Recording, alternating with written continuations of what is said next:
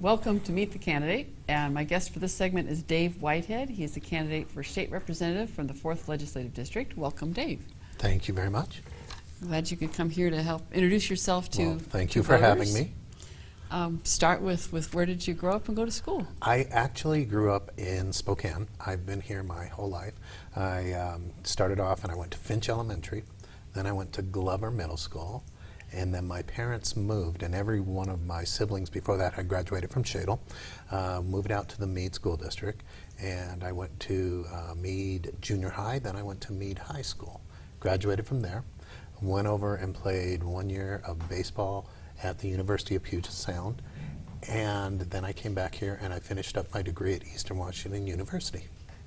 Okay, that's an all-around Spokane resume. It right is. there. I've been everywhere.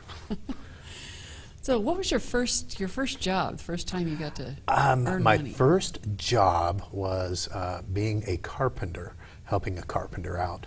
And I'll be honest, I would not live in that house. I would learned a lot, but it wasn't something that I enjoyed. But all summer, it was one summer, and it was very, very good for me. Yeah. So what did you learn from that besides I don't want to be a carpenter? Honestly, being there, being responsible for this is your task, get this done, do it. He would come over, look at it, and he said, it's very close now, redo it. And so it was something that you learned what you needed to do every day, just small things. I mean, it's like making steps. Whatever it was he had me do, it was good. A lot of attention to detail then. Very much so. Okay. So is there some interesting travel or volunteer experiences or something that has really informed your You know, worldview? I'm a teacher at Mount Spokane High School, and I run a class called DECA, and that's a marketing class. And I am able to take kids all over the place to get different experiences in the marketing field. Well, I have been to New York, Orlando, Atlanta, Nashville, all those places, and to take them and get a feel for just sitting back, and it's not so much what I get from it, but what the kids got from it that I thought was really interesting. I learned a ton of stuff when we went to New York and saw the different marketing firms and saw it was very interesting. But to watch the kids gain the knowledge and other things, that really was fun to watch.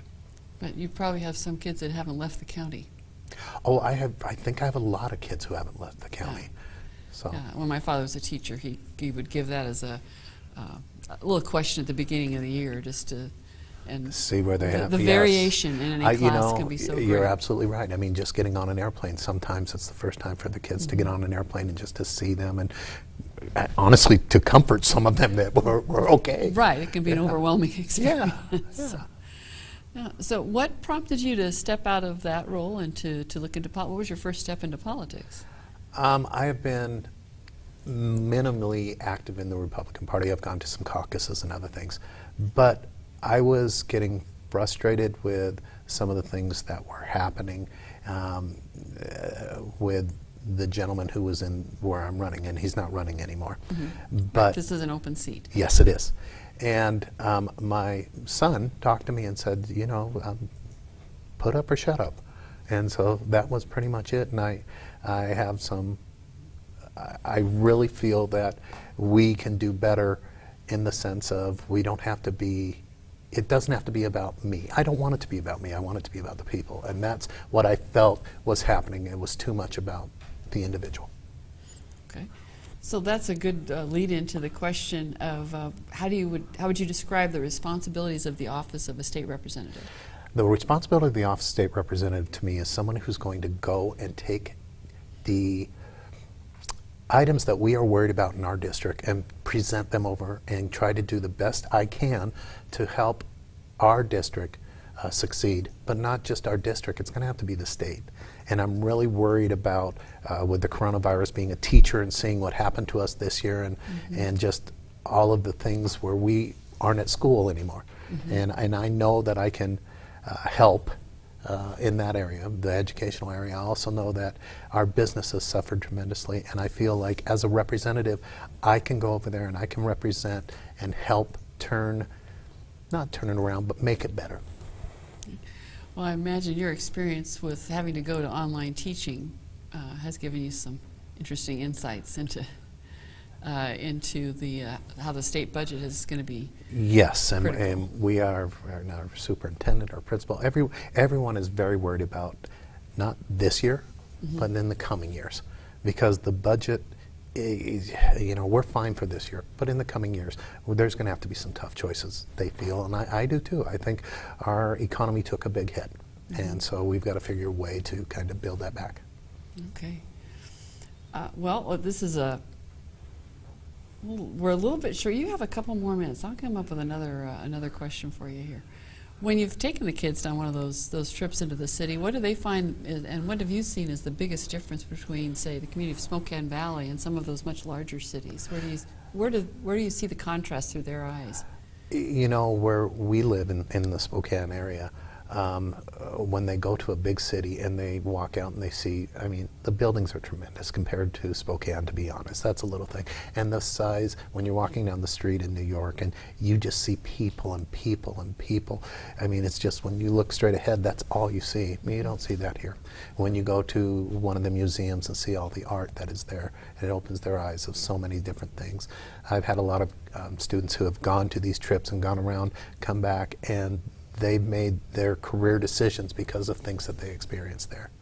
And so there's so much need for